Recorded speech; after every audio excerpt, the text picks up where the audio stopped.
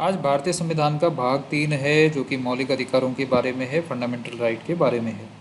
मौलिक अधिकार कुछ ऐसे अधिकार होते हैं हमारे, फंडामेंटल राइट कुछ हमारे ऐसे अधिकार हैं जो कि सामान्य जीवन के विकास के लिए ज़रूरी हैं या सामान्य जीवन यापन के लिए भी ज़रूरी हैं।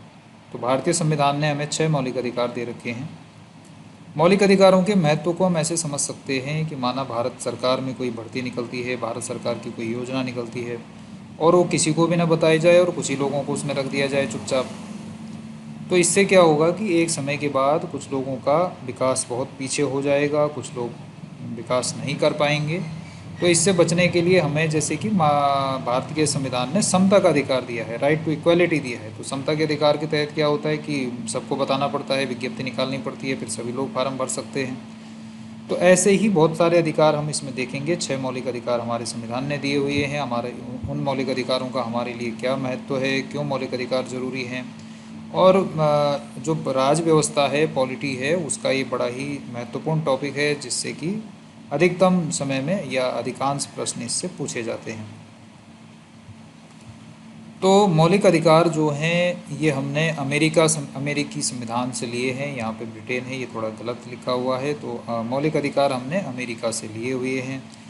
अब सबसे पहले कहाँ मिले थे मौलिक अधिकारों की बात अगर हम इतिहास देखें तो ब्रिटेन में सबसे पहले राजा जॉन हुआ करते थे 1215 ईस्वी में। तो कई बार मैग्ना कार्टा शब्द सुना होगा आपने।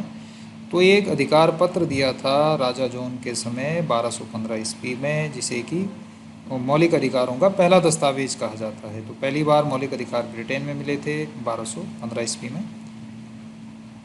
भारत के संविधान की बात करें तो भाग 3 में मौलिक अधिकार हैं। जो अभी हम भाग 3 पढ़ रहे हैं ये पार्ट 3 है।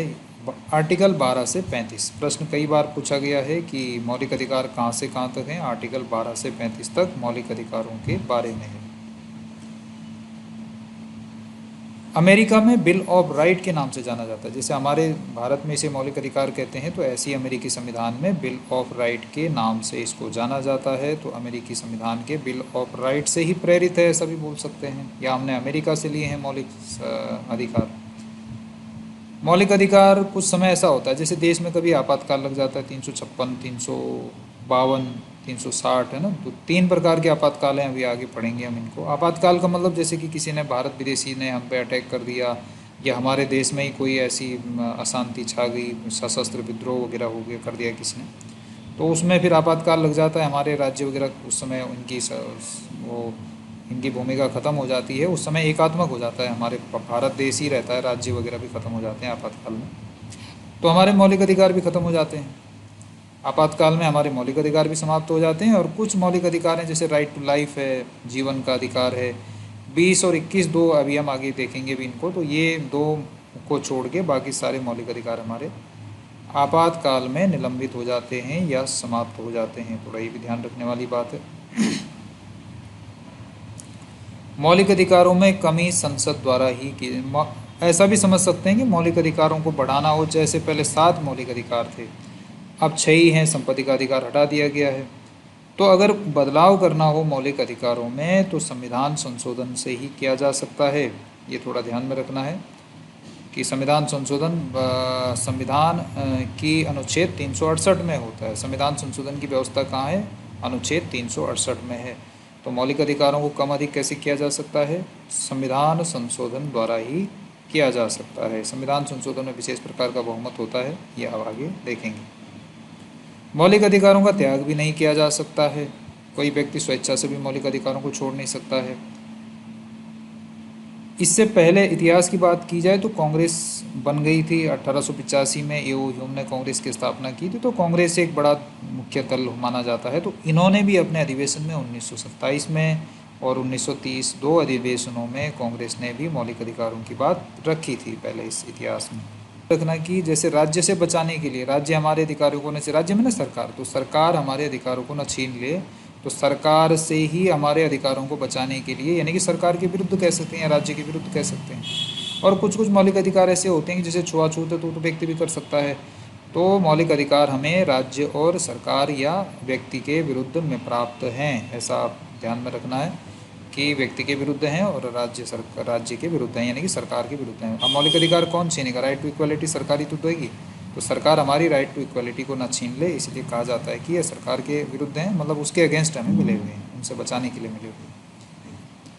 अब मौलिक अधिकार हमें राज्य में ही मिलते हैं, यानी कि सरकारी जो चीज़ें होती हैं, जो राज्य में ना सरकार, तो राज्य में राज्य की जो सेवाएं होंगी, यानी कि सरकारी जो सेवाएं होंगी, सरकारी चीज़ें होंगी, उसी में हमें मौलिक अधिकार मिलेंगे।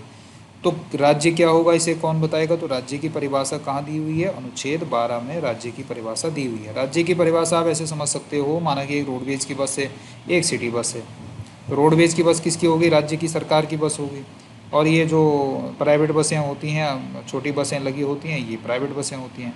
तो मौलिक अधिकार हमें राज्य यानी कि सरकारी बसों में ही मिलेगा। उसमें कोई ऐसा नहीं बोल सकता कि साहब सीट रिजर्व है, इस पर हम किसी को आगे से कोई आने वाला है उसके लिए ये सीट खाली छोड़ रखी है, क्योंकि उस पर सबका अधिकार है, राइट टू इक्वलिटी लागू हो जाएगा। तो राज्य यानी कि सरकारी चीज़ों में ही हम मौलिक अधिकार ले सकते हैं। जैसे कि सरकारी कंपनी है, BSNL है, या कोई सरकारी सेवा है, तो उसमें तो विज्ञप्ति निकालनी पड़ेगी सरकार को, वो राज्य हो गया, वो राज्य का हिस्सा है उस कंपनी। लेकिन अगर कोई प्राइवेट कंपनी है तो वो राज्य का हिस्सा नहीं है, तो उसमें तो लोग वाग ऐसे ही रख लेते हैं लोगों को। तो मौलिक अधिकार हमें कहाँ मिलेंगे? जहाँ जो सरकारी संस्थाएं होंगी, यानी कि राज्य की जो संस्थाएं होंगी, सरकारी जो सेक्टर की कंपनियां, पब्लिक कंपनियां जो भी होंगी, उसमें हमें मिलेगी। तो राज्य की परिभाषा कहाँ दी हुई है? आर्टिकल 12 में दी हुई है। अब थोड़ा सा यहाँ पर ये भी देख लेते हैं कि राज्य क्या होता है। इसके बाद राज्य में आता क्या क्या है। तो भारत सरकार की जितनी भी संस्थाएं हैं, भारत सरकार और संसद, भारत सरकार में जितने भी विभाग वगैरह होते हैं, सब ये किस में आते हैं? राज्य में, यानी कि सरकारी हैं ये सब। संसद भी सरकार का हिस्सा है, राज्य का ही हिस्सा है। राज्य की सरकारें जितनी भी हमारी उत्तराखंड या जो भी हमारा राज्य है, उसका विधानमंडल वगैरह जो भी है, सब सरकारी में आता है। स्थानीय अधिकारी जो भी तहसील कचहरी जो भी हम देखते हैं, ये सब सरकार में आता है। प्राधिकारी की नगर पालिका वगैरह भी सब ये भी राज्य का हिस्सा है। यानी कि यहाँ पर हमें इन ये जो जगहें गिना रहे हैं, इनमें हमें मौलिक अधिकार मिलेंगे। ये सब राज्य हैं, यानी कि सरकारी हैं। कुछ चीज़ें और भी होती हैं जो राज्य का हिस्सा ही होती हैं, जैसे LIC की पॉलिसी हो गया, ONGC, जितने भी यूनिवर्सिटियाँ हैं, सरकारी कंपनियाँ हैं, सोसाइटियाँ हैं, भारत पेट्रोलियम वगैरह, जो भी कोऑपरेटिव बैंक वगैरह, ये सब सरकार ही है, ये राज्य ही है। ध्यान में रखना, इसमें हमें मौलिक अधिकार मिलेंगे, कहने का मतलब ये है सर। अब कुछ चीज़ें और हैं, जैसे इसमें राज्य नहीं है, कुछ चीज़ें ऐसी भी हैं जो हमें लगता तो सरकारी है, लेकिन सरकारी होता नहीं है, वहाँ हम इन मौलिक अधिकारों को नहीं ले सकते हैं। जैसे संसद का अध्ययन का विभाग होता है, NCERT वगैरह जो किताबें छापते हैं, शैक्षणिक प्रशिक्षण ट्रेनिंग सेंटर्स होते हैं, NCERT है जो किताब बनाती है, ICICI बैंक, जो प्राइवेट बैंक जितने भी हैं, वक्फ बोर्ड वगैरह पे अभी बात भी चल रही थी कि इस पर कानून बनेंगे। जो भी हमारे R&D सेंटर होते हैं, रिसर्च एंड ट्रेनिंग सेंटर होते हैं, कोर्ट्स होते हैं, जितने भी न्यायालय हैं, सभी राज्य में नहीं आते हैं, ध्यान रखना। क्योंकि अगर माना विवाद हो गया तो ये तो फिर अगर सरकार के हिस्सा माना जाएगा इनको, तो सरकार का ही भाग लेंगे। माना सरकार पे कोई केस होता है, सरकार के साथ किसी का विवाद होता है, तो इसलिए न्यायालय को निष्पक्ष माना जाता है। न्यायालय सरकार का हिस्सा नहीं है, या राज्य नहीं माना जाता है इसको, जितने भी बाकी प्राइवेट इंस्टीट्यूट हैं। अब आर्टिकल 13 है, इसमें आर्टिकल, इसको आच्छादन का सिद्धांत भी है, मौलिक अधिकारों का प्रहरी भी कहा जाता है। आर्टिकल 12 में तो हमने राज्य की परिभाषा देख ली, 12 से 35 तक है ये टोटल। तो आर्टिकल 12 में हमने राज्य की परिभाषा देखी। आर्टिकल 13 में क्या है? आर्टिकल 13 में इसको संरक्षित करने के लिए, मौलिक अधिकारों पे कोई आँच ना आए, कोई कानून इनके विरुद्ध ना बन जाए, उसके लिए आर्टिकल 13 है। ये मौलिक अधिकारों का सजग प्रहरी भी बताया गया है। सजग प्रहरी मतलब ये रक्षा करता है मौलिक अधिकारों की। वॉचिंग डॉग मतलब जो इसकी देखता रहता है कि कोई ऐसा कानून ना बन जाए। तो आर्टिकल 13 के दो हिस्से हैं, है ना। क्या कहा जाता है इसे? मौलिक अधिकारों का संरक्षक कहा जाता है। मौलिक अधिकारों की सुरक्षा कैसे करता है ये आर्टिकल 13 मौलिक अधिकारों की सुरक्षा? तो इसके दो हिस्से हैं, 13(1), 13(2).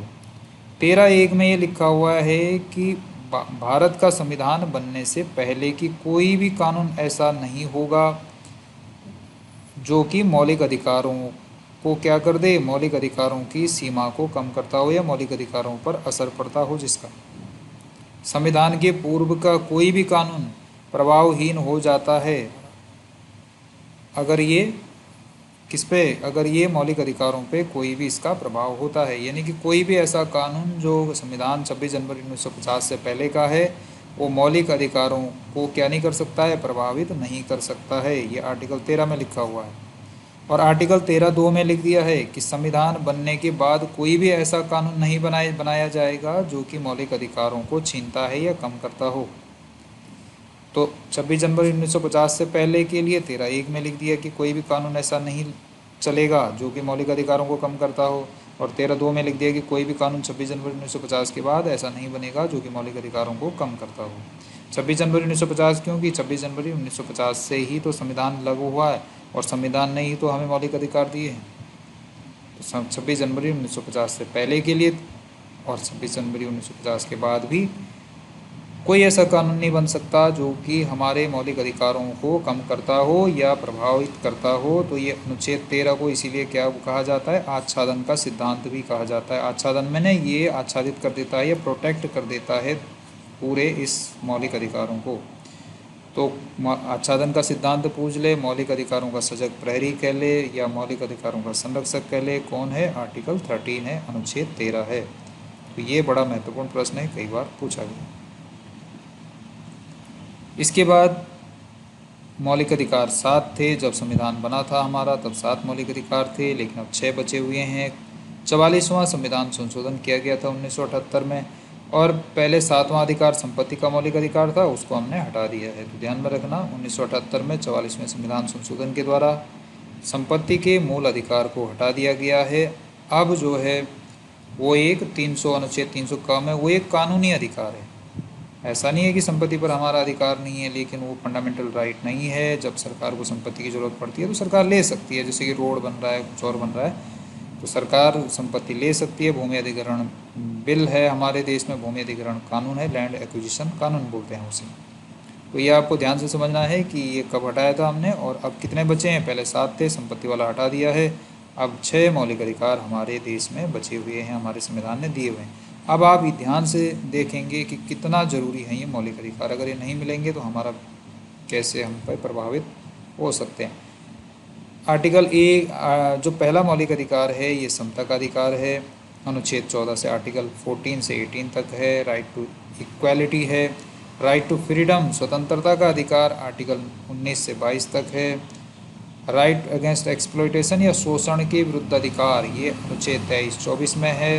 धार्मिक स्वतंत्रता का अधिकार 25 से 28 तक है। संस्कृति और शिक्षा संबंधी अधिकार कल्चर एंड एजुकेशन ये 29-30 में है। और संवैधानिक उपचारों का अधिकार अनुच्छेद 32 है।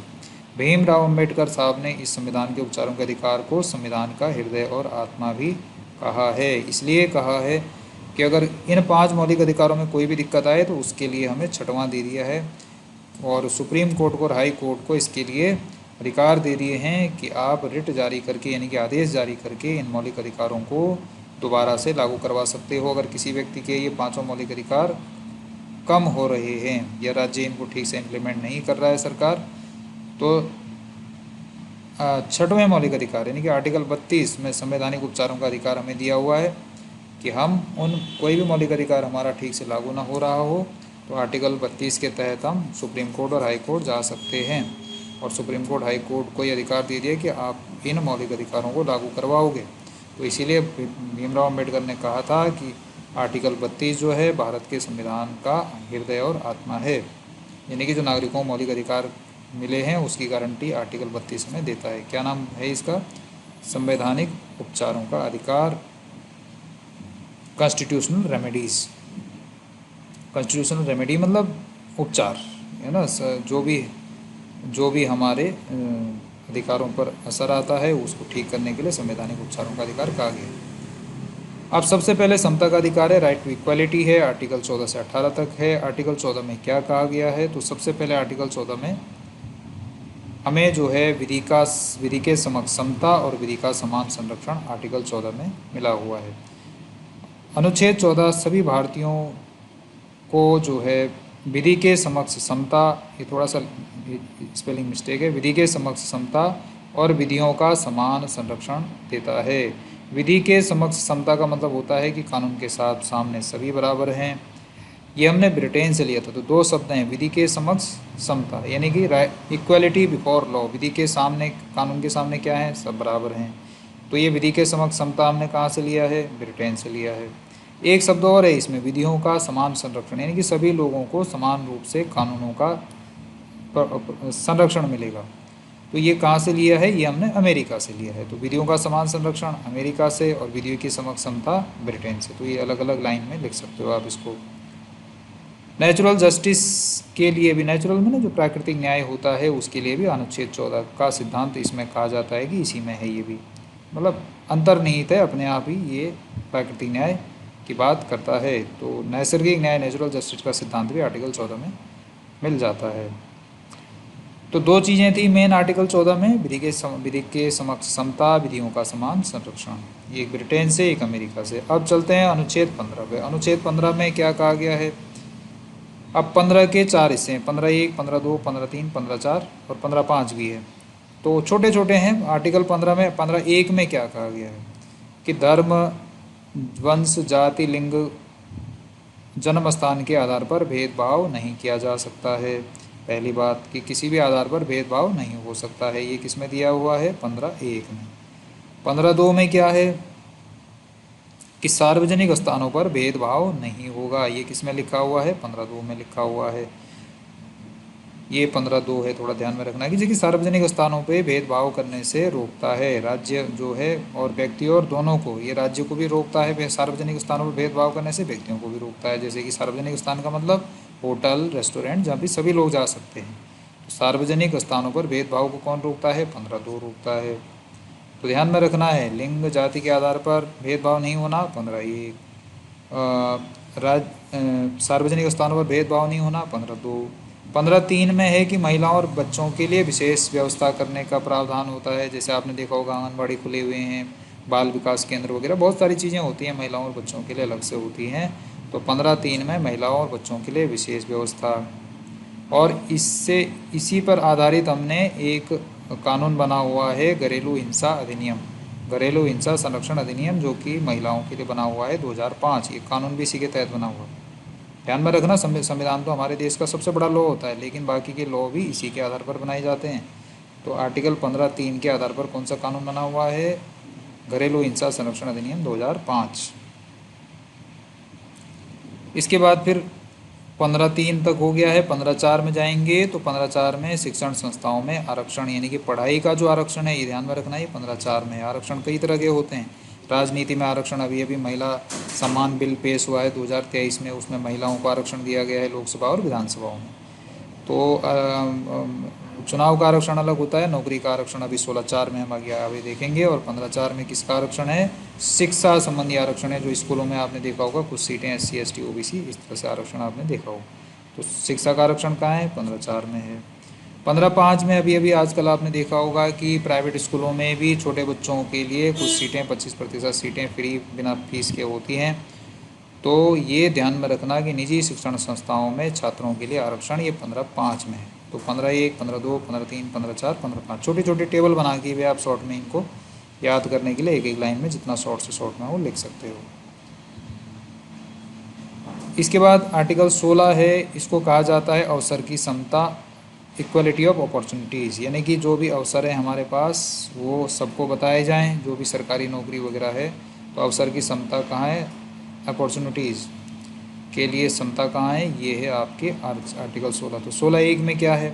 राज्य के अधीन जो भी नियोजन होता है, नियोजन में जो भी रोजगार मिलता है, जो भी भर्तियाँ होती हैं सरकार के अंदर, ये सभी नागरिकों को समान रूप से अवसर दिया जाएगा इसमें। तो सभी को विज्ञप्ति जैसे आती है, वैसे तो चुपचाप भी रख लिया जा सकता है, लेकिन नहीं हो सकता है। सरकार अगर ऐसा करती है तो सुप्रीम कोर्ट उसको लागू करवाएगा। तो 16(1) में जो भी भर्तियाँ आती हैं उनमें समता, इक्वलिटी होनी चाहिए, सबको बताया जाना चाहिए। अनुच्छेद 16(2) में क्या कहा गया है कि धर्म, लिंग, जाति और जन्म स्थान के आधार पर नौकरी में भेदभाव, नियोजन में भेदभाव नहीं किया जाएगा। इस पूरा ही नियोजन से संबंधित है आर्टिकल 16 जो है। 16(3) में अब कई जगहों पे क्या होता है, जैसे 16(2) में तो इसने कह दिया कि भाई साहब आप कोई भी भेदभाव नहीं कर सकते नौकरी रखते समय। लेकिन अब जैसे कि माना कुछ स्टेट ऐसे हैं जहाँ पर कि दूसरी भाषा आती ही नहीं है, जैसे कि पंजाब में है तो पंजाबी अगर किसी दूसरे आदमी को नहीं आती उसे कैसे रखेंगे? तो 16(3) में इसका उपाय भी दे दिया। 16(3) में ये कहा है कि भाषा के आधार पर क्या हो सकता है, सेवाओं में राज्य में निवास की अर्हता लागू कर सकता है। 16(3) में उसका फिर समाधान भी दे देती है सरकार, समाधान भी दिया है संविधान में कि राज्य क्या कर सकता है। कुछ जगहों पर अगर राज्य की निवास की, जैसे कि उत्तराखंड में पुलिस की भर्ती आती है, तो पहले क्या था कि फार्म सिर्फ उत्तराखंड का आदमी भरेगा। तो सरकारों को ये अधिकार दे रखा है कि आपको अगर कोई समस्या होती है तो आप 16(3) में इसका उपचार भी दे रखा है। तो 16(3) में क्या है कि राज्य को यह शक्ति है कि वह निवास की अनिवार्यता, यानी कि राज्य के ही नागरिकों की अनिवार्यता लागू कर सकती है छोटी सेवाओं में। लोक सेवा आयोग वगैरह में नहीं होगा, PCS वगैरह में जो भी उत्तराखंड में होता है। 16(4) में क्या है, 16(4) में पिछड़े वर्गों हेतु नियोजन में क्या किया जाएगा, आरक्षण का प्रावधान किया जाएगा। यानी कि नौकरी का आरक्षण, जैसे कि शिक्षा का आरक्षण कहाँ था, 15(4) में था, ऐसे ही नौकरी का आरक्षण कहाँ है, 16(4) में है। और कुछ जैसे कि पिछड़ा वर्ग, और ये राष्ट्रपति की आर्टिकल 340 में पिछड़ा वर्ग आयोग की नियुक्ति हो रखी है, तो 16(4) में नौकरी का आरक्षण मान सकते हो। एक बड़ा ही महत्वपूर्ण अनुच्छेद है अनुच्छेद 17, छुआछूत का अंत या अस्पृश्यता का अंत। ये देखो, सरकार के विरुद्ध भी है, सरकार भी नहीं कर सकती, और व्यक्ति के विरुद्ध भी है, व्यक्ति भी नहीं कर सकता ये सब। तो अनुच्छेद 17 किसके लिए है, अबोलिशन ऑफ अनटचेबिलिटी, अनटचेबिलिटी को अबोलिश करना है, अबोलिशन ऑफ अनटचेबिलिटी या अस्पृश्यता का अंत। कहाँ दिया हुआ है, आर्टिकल 17 में दिया हुआ है। और नागरिक अधिकार संरक्षण अधिनियम, एक कानून भी इस पर पास किया हुआ है, नागरिक संरक्षण अधिनियम 1955, इसी के आधार पर पास किया हुआ। और अनुच्छेद 17 को सामाजिक समता का स्थापित करने वाला अनुच्छेद भी कहा जाता है। और ये और अस्पृश्यता अपराध अधिनियम भी बना रखा है। एक कानून हमारे देश में अस्पृश्यता अपराध अधिनियम 1955 भी पास हो रखा है। अगला जो अनुच्छेद है, ये अनुच्छेद 18 है। इसमें उपाधियों का अंत कर रखा है। उपाधि में ना जो टाइटल्स होते थे, जैसे कोई पहले अपने नाम पे नवाब, राजा, महाराजा कुछ भी लगा देते थे, लेकिन भारत सरकार अनुच्छेद 18 में बोलता है कि कोई भी टाइटल नहीं लगा सकता है। केवल दो ही 18(1) में, अनुच्छेद 18(1) में क्या लिखा हुआ है, राज्य और सेना, सेना जो है, सेना और विद्या संबंधी सम्मान के अतिरिक्त कोई उपाधि नहीं देगा। मतलब सरकार दो ही चीज़ों में टाइटल दे सकती है, एक एजुकेशन में और एक आर्मी में। आर्मी में जैसे आप देखते हो जनरल, कर्नल जो भी हैं, विद्या में डॉक्टर, PhD वगैरह करते हैं तो डॉक्टर, इंजीनियर लगा देते हैं अपने नाम पर। तो दो ही चीज़ों में हमें टाइटल्स मिल सकते हैं, उपाधियां मिल सकती हैं, एक एजुकेशन में और एक आर्मी में। 18(2) में ये कहा जाता है कि कोई भी नागरिक किसी विदेशी राज्य से कोई टाइटल नहीं ले सकता है। ये ध्यान में रखना। ऐसा नहीं कि किसी और देश से हमने कुछ चांसलर वांसलर की टाइटल ले रखा और हम अपने देश में भी लगा रहे हैं उसको, ऐसा नहीं होगा। और ये भी कहा गया है कि इसमें दंडात्मक, हालांकि ऐसा नहीं है कि किसी ने लगा रखा है तो उसे जेल डाल देंगे, ये सिर्फ डायरेक्शन है, कोई दंडनीय नहीं है, अपराध नहीं है। और राष्ट्रपति की अनुमति हो तो कोई उपाधि ले भी सकता है दूसरे देश से, तो ये थोड़ा सा ध्यान में रखने वाली बात है। अगला आर्टिकल जो है राइट टू फ्रीडम है, स्वतंत्रता का अधिकार है, बड़ा महत्वपूर्ण है, 19 से 22 तक है। इसके अंदर 6 मूल चीज़ें हैं, 6 मूल स्वतंत्रताएं हमको, 6 टाइप की फ्रीडम्स हमको दी हुई हैं आर्टिकल 19(1) में। सबसे पहले है वाक्य एवं अभिव्यक्ति की स्वतंत्रता, right to speech and expression. ये जो है इसका भी कुछ बिंदु इसके और नीचे भी मिलेंगे, अभी आने वाले नीचे दिए होंगे। तो सबसे पहला है वाक्य एवं अभिव्यक्ति की स्वतंत्रता। दूसरा है शांतिपूर्ण सम्मेलन की स्वतंत्रता। कोई कॉन्फ्रेंस कर सकते हैं हम, जैसे कि कोई, आपने देखा होगा कोई सत्संग चल रहा है, कुछ भी चल रहा है, तो बहुत सारे लोगों को इकट्ठा कर सकते हैं, लेकिन उसमें कोई आर्म्स वगैरह नहीं, कोई हथियार वगैरह के साथ नहीं कर सकते हैं। तो शांतिपूर्ण सम्मेलन कर सकते हैं, संगठन बना सकते हैं, तरह तरह के संगठन हमारे देश में बने हुए हैं, लेकिन शांतिपूर्ण तरीके से होने चाहिए। अगला है कि भारत में आबाद संचरण की स्वतंत्रता। अपने देश में, भारत में कहीं भी घूम सकते हैं, कोई हमें अपने देश में रोक नहीं सकता है, किसी भी राज्य में। भारत में किसी भी भाग में निवास और बस जाने की स्वतंत्रता। भारत का आदमी कहीं भी बस सकता है, किसी भी देश के किसी भी हिस्से में जाकर बस सकता है। वृत्ति, व्यापार, आजीविका है ना, ट्रेड, मतलब बिजनेस वगैरह कहीं भी जाके कर सकता है, ये हमें स्वतंत्रता मिली हुई है, तो कोई भी हमें रोक नहीं सकता है।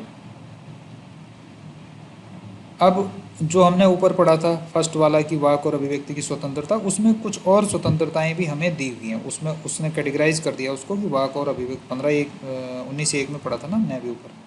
तो उसमें कौन कौन सी स्वतंत्रताएं और भी हैं, वाक और अभिव्यक्ति की स्वतंत्रता में और क्या क्या आ जाएगा। प्रेस की स्वतंत्रता इसी में आती है 19 एक में, जो हमने ऊपर पढ़ा था। राष्ट्रीय ध्वज फहराने की स्वतंत्रता ये 2004 से मिला, ध्यान में रखना। पहले कोई ऐसे नहीं फहरा सकता था अपने घर पे झंडा, जैसे आजकल झंडा और क्या है माई प्राइड माई कुछ ऐसा चलता रहता है ना, आजकल 15 अगस्त पे सभी लोग लगा लेते हैं घर पे। पहले ऐसा नहीं होता था। 2004 में नवीन जिंदल है कोई उद्योगपति है, उसने भारत सरकार के साथ ही उसने एक केस गया था उसका, तो सुप्रीम कोर्ट ने कहा था कि सभी लोग लगा सकते हैं। विज्ञापन देने की स्वतंत्रता, कोई भी अपनी कंपनी वगैरह कोई विज्ञापन दे सकता है, अपनी संस्था का, अपनी किसी भी चीज़ का। मतदाता को सूचना का अधिकार, चुप रहने का अधिकार, विदेश जाने का अधिकार, धरना प्रदर्शन का अधिकार, लाइव प्रसारण का अधिकार। जैसे आप देखते हो तो ये जो है लाइव में ना जो चीज़ जो समय जिस समय जो चीज़ चलती रहती है उसका हम लाइव प्रसारण के लिए भी, ये भी एक फंडामेंटल राइट है। हड़ताल और बंद, ये ध्यान में रखना कि हड़ताल और बंद का कोई मौलिक अधिकार नहीं है। जो ये लोग करते हैं, ये कुछ लोग कहते हैं ना कि साहब धरना देने का अधिकार है हमको, तो ये मौलिक अधिकार में नहीं है ये।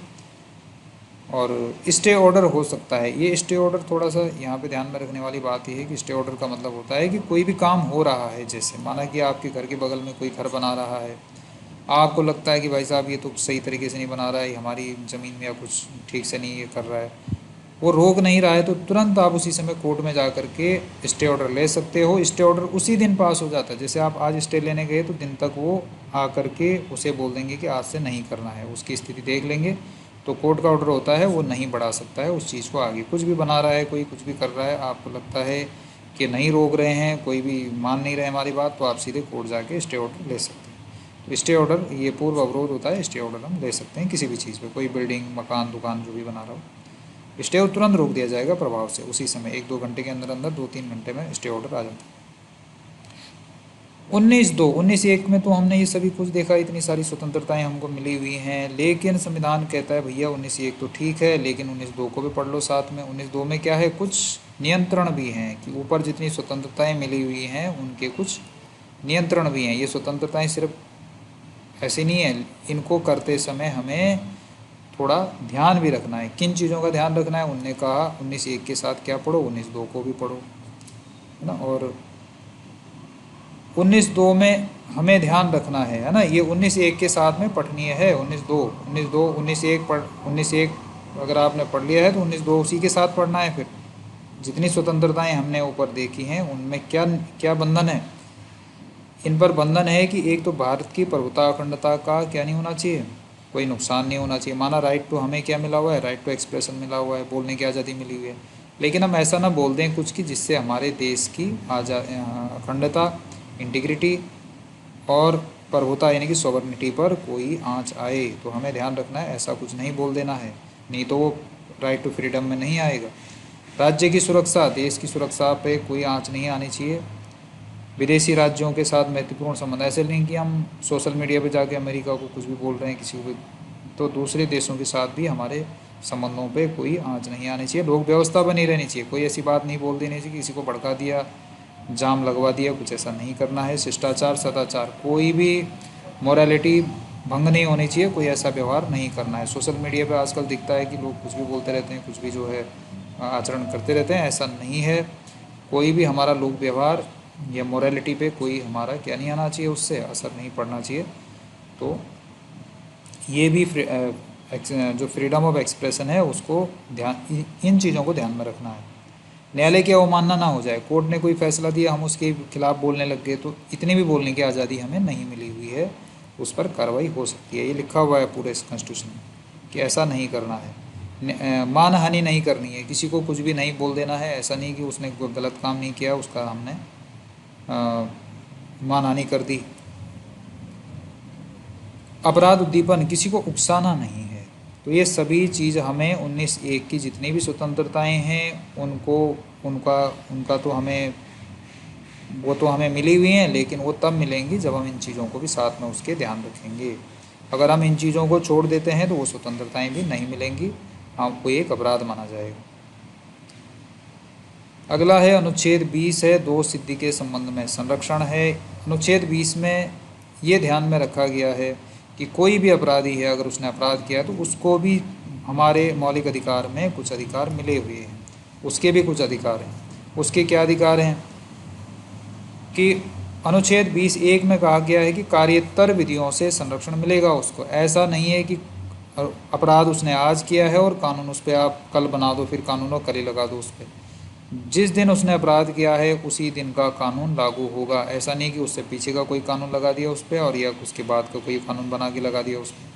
तो अपराध करने के दिन का ही कानून लगेगा, दोहरा दंड नहीं होगा। पता लग रहा है कि एक बार उसे एक जेल में डाल दिया और फिर उसी केस में उसे दोबारा भी जेल में डाल दिया, तो एक ही बार एक अपराध के लिए दंड भी एक ही बार मिलेगा। एक अपराध के लिए दोहरा दंड, 2 बार दंड से संरक्षण है, 2 बार दंड नहीं दिया जा सकता है। आत्म अभिशंसन नहीं करवाया जा सकता। आत्म अभिशंसन मैंने अपने खिलाफ ही विक्टिम बना दिया जाए, अपने खिलाफ ही गवाह बना दिया जाए, या ज़बरदस्ती बोल दिया जाए कि तुम खुद ही बोल दो भैया कि हमने किया है ये, तो ऐसा नहीं कर सकता कोई भी उसको। तो ये 3 अधिकार किसको हैं? अपराधी को भी। आर्टिकल 20 ध्यान में रखना, हमारे संविधान में इसको भी अधिकार मिले हुए हैं।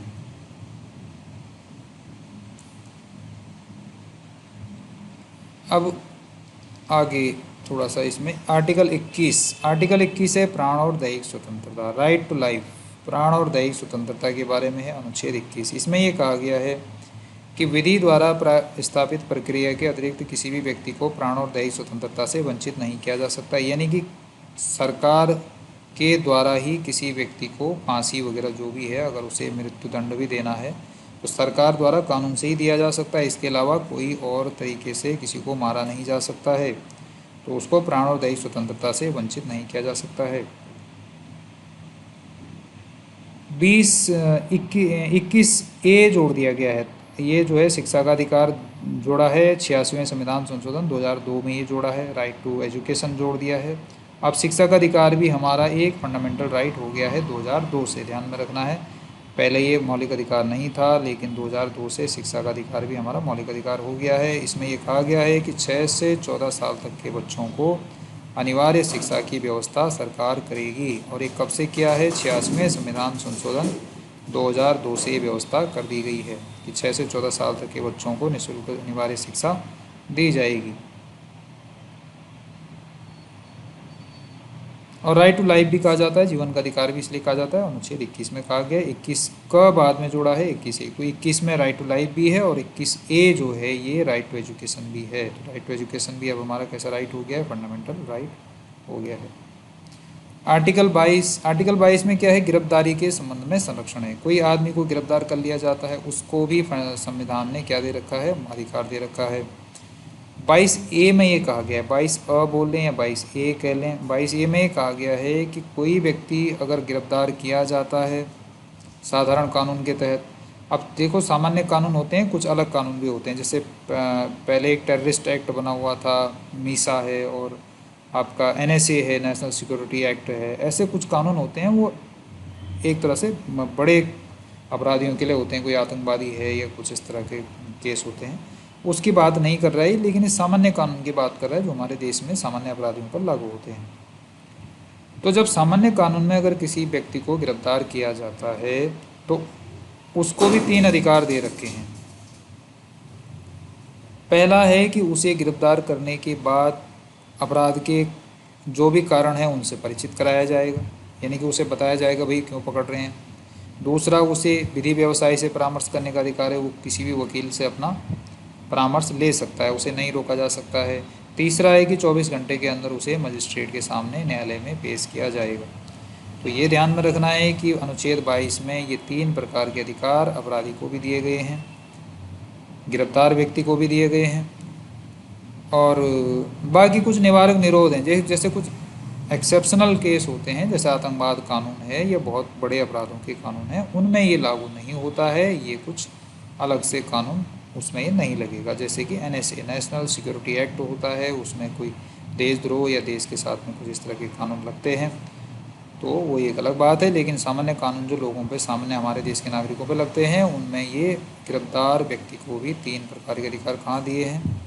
अनुच्छेद 22 में दिए हुए हैं।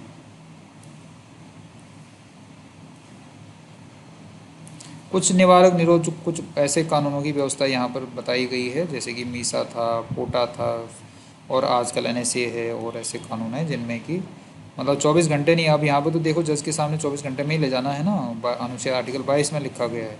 लेकिन जो ये बड़े आतंकवादी वगैरह के लिए जो कानून होते हैं उनमें आप ज़्यादा दिनों तक भी, कई कई महीनों तक भी इनको कस्टडी में रख सकती है पुलिस। इसके बाद शोषण के विरुद्ध अधिकार है, आर्टिकल 23-24 में दिया हुआ है, ध्यान में रखना है। आर्टिकल 23 और 24 कई बार सीधा भी पूछ लिया जाता है कि कौन कौन से अनुच्छेदों में right to exploitation, against exploitation कौन से आर्टिकल में है, आर्टिकल 23 और 24 में। शोषण के विरुद्ध अधिकार अनुच्छेद 23-24 में है। अनुच्छेद 23 में क्या क्या आ गया, 23(1), 23(2), दो भागों में है ये। 23(1) ये बोलता है कि मानव क्रय विक्रय नहीं कराया जा सकता, ह्यूमन ट्रैफिकिंग वगैरह, इंसानों को बेच देना, बंधुआ मजदूरी करा देना, दास प्रथा, ये सब इसी में आ जाता है। तो इंसानों को बेचा खरीदा नहीं जा सकता है। आर्टिकल 23(2) में क्या कहा गया है कि राज्य सार्वजनिक उद्देश्यों के लिए अनिवार्य सेवा लागू कर सकती है। अब वैसे तो ये कि बंधुआ मजदूरी नहीं कराई जा सकती है, लेकिन अगर बाई चांस सरकार को कोई ऐसा काम, जैसे कि कुछ देशों में आर्मी की सेवा करना कंपलसरी है, जैसे रसिया, इजराइल वगैरह कुछ ऐसे देश हैं जिनमें कि एक बार आर्मी में जाना ही जाना पड़ता है। तो ऐसी स्थिति में तो सरकार करवा सकती है कंपलसरी सेवा सबके, हर नागरिक के लिए, लेकिन सामान्य रूप से ये नहीं किया जा सकता। यानी कि पहले तो समस्या बता दी और फिर उसका निवारण भी दे दिया कि सरकार को कभी अगर ऐसी ज़रूरत पड़ती है तो 23(2) में सरकार ही कहा गया है कि सरकार अनिवार्य सेवा लागू कर सकती है। आर्टिकल 24 में ये कहा गया है कि कारखानों में बालकों में, लड़की हो लड़का हो, 14 साल से कम उम्र के बच्चों को कारखाने, खदान, जोखिम भरे कार्यों में नहीं लगाया जा सकता है। तो ये आर्टिकल 24 कहता है। इसके बाद धर्म की स्वतंत्रता का अधिकार है, ये 25 से 28 तक दिया हुआ है। धर्म की स्वतंत्रता में जो प्रमुख है, आर्टिकल 25 में ये लिखा हुआ है कि अंतःकरण और धर्म की को आबाद रूप से मानने की स्वतंत्रता है। आर्टिकल 25 ये कहता है कि हम किसी भी धर्म को मान सकते हैं, उसका प्रचार करने की स्वतंत्रता भी है और आचरण करने की स्वतंत्रता भी है। यानी कि आर्टिकल 25 में 3 चीज़ें मेन हो सकती हैं, धर्म मानना, धर्म का आचरण करना, धर्म का प्रचार करना। इसकी स्वतंत्रता हमें कौन देता है, आर्टिकल 25।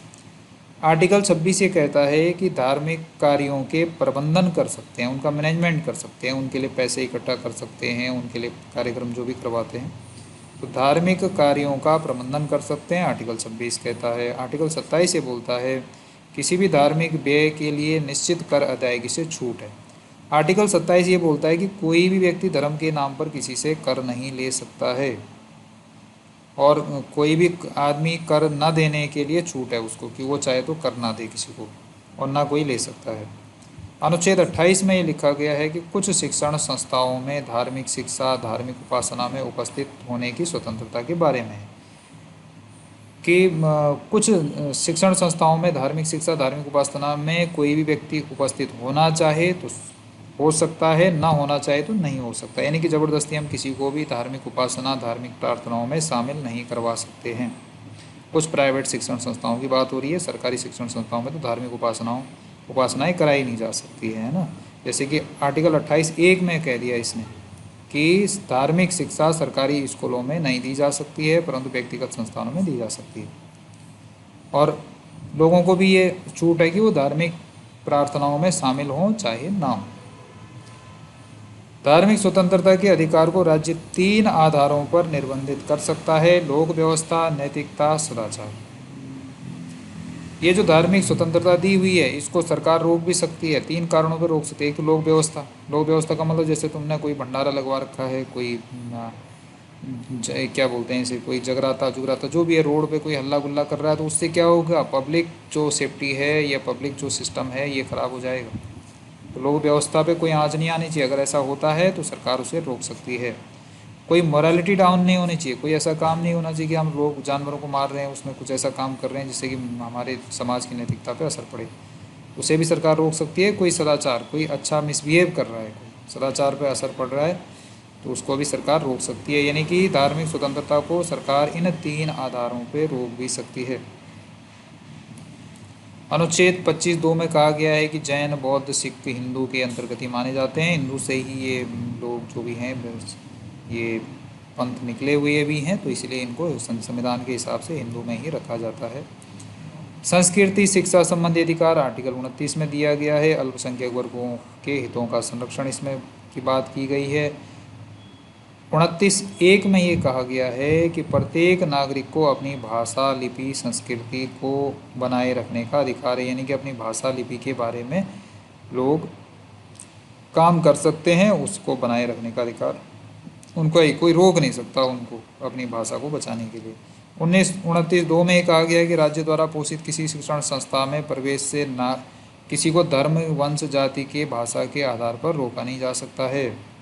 किसी भी एजुकेशन इंस्टीट्यूट में किसी को इसलिए नहीं रोका जा सकता कि भाई साहब आपकी भाषा ऐसी है, आपका धर्म ये है, जाति ये है, तो धर्म, जाति, वंश आदि के नाम पर किसी को सरकारी एजुकेशन इंस्टीट्यूट में रोका नहीं जा सकता है। ये 29(2) कह रहे हैं।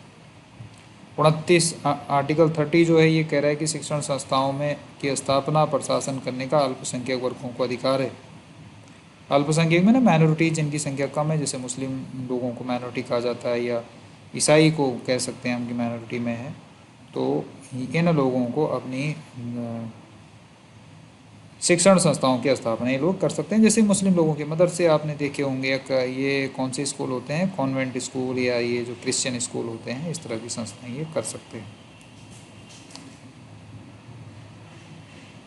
उसके बाद संवैधानिक उपचारों का अधिकार, ये बड़ा ही महत्वपूर्ण है। संवैधानिक उपचारों का अधिकार ये आर्टिकल 32 में दिया हुआ है। अनुच्छेद 32 में संवैधानिक उपचारों के अधिकार के बारे में इसमें यही कहा गया है कि यदि मौलिक अधिकार ठीक से इम्प्लीमेंट ना हो, कोई भेदभाव वगैरह हो रहा हो, तो आर्टिकल 32 में जो है सुप्रीम कोर्ट को मौलिक अधिकारों को लागू करवाने का अधिकार है। आर्टिकल 32 ध्यान में रखना, सुप्रीम कोर्ट जा सकता है कोई भी व्यक्ति, यदि उसके ऊपर के 5 मौलिक अधिकारों में कोई भी समस्या हो रही है, तो ये ध्यान में रखना। उच्चतम न्यायालय इनको लागू करवाएगा, और उसके लिए अगर कोई मौलिक अधिकार नहीं मिल रहे हैं तो फिर सुप्रीम कोर्ट, जब हम आर्टिकल 32 में सुप्रीम कोर्ट जाएंगे तो सुप्रीम कोर्ट रिट जारी करता है, आदेश जारी करता है उस संस्था को जिसके द्वारा ये नहीं हो रहा है। तो 5 प्रकार की रिटें इसमें होती हैं। पहली रिट होती है बंदी प्रत्यक्षीकरण, जैसे किसी को सरकार ने गिरफ्तार कर रखा है, अब नियम क्या है, आर्टिकल 22 में हमने पढ़ा था कि 24 घंटे में इसको जज के सामने ले जाओ।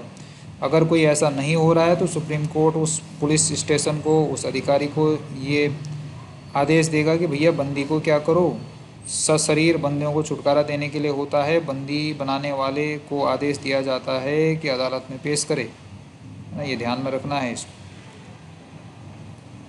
इसके बाद परमादेश में क्या होता है, ये दूसरी रिट है, 5 रिटें हैं ना टोटल। ये दूसरी में क्या है कि हम आज्ञा देते हैं या पदाधिकारी, न्यायालय, निगम के खिलाफ की जाती है जो अपना दायित्व का पालन नहीं कर रहा है। कोई भी अधिकारी, कोई भी सरकारी आदमी अगर अपनी ड्यूटी नहीं कर रहा है, उसको दिया जाता है, इसे कहते हैं परमादेश। तीसरा है प्रतिषेध में ना किसी को प्रोवाइड कर देना, रोक देना, इसे अधीनस्थ न्यायालयों को दिया जाता है। यानी कि सुप्रीम कोर्ट हो गया, सुप्रीम कोर्ट के नीचे हाई कोर्ट आता है, हाई कोर्ट के नीचे डिस्ट्रिक्ट कोर्ट आता है, तो नीचे वाले कोर्टों को ये दिया जाता है। न्यायिक कार्यों को, कोई ऐसा कार्य कर रहे हैं जो इनके अधिकार सीमा से बाहर का है, उसको रोकने के आदेश इनको दिए जाते हैं। अगला होता है उत्प्रेषण में उच्चतम या उच्च न्यायालय द्वारा अधीनस्थ न्यायालयों या अधिकारियों को के विरुद्ध ये जारी किया जाता है। ये अधिकारी के विरुद्ध जारी किया जाता है, और ये जो है अधीनस्थ न्यायालय के विरुद्ध के अधिकारियों के विरुद्ध जारी किया जाता है। अंतिम है अधिकार परीक्षा जो है, ये न्यायालय, कोई भी व्यक्ति अगर गैर कानूनी तरीके से कोई पद या अधिकार प्राप्त कर लेता है, ऐसा किसी पद पर बैठा हुआ है या ऐसा कोई काम कर रहा है जो उसके अधिकार में नहीं है, तो उसे रोकने के लिए प्रयोग किया जाता है अधिकार परीक्षा, क्यों वारंट। और भीमराव अम्बेडकर साहब ने इसको भारत की संविधान की हृदय और आत्मा कहा है, आर्टिकल 32 को। तो ये प्रमुख अनुच्छेद थे इसके, तो थोड़ा सा आपको इनको ध्यान में रखना है, बड़ा ही महत्वपूर्ण टॉपिक है। फंडामेंटल राइट्स भाग 3।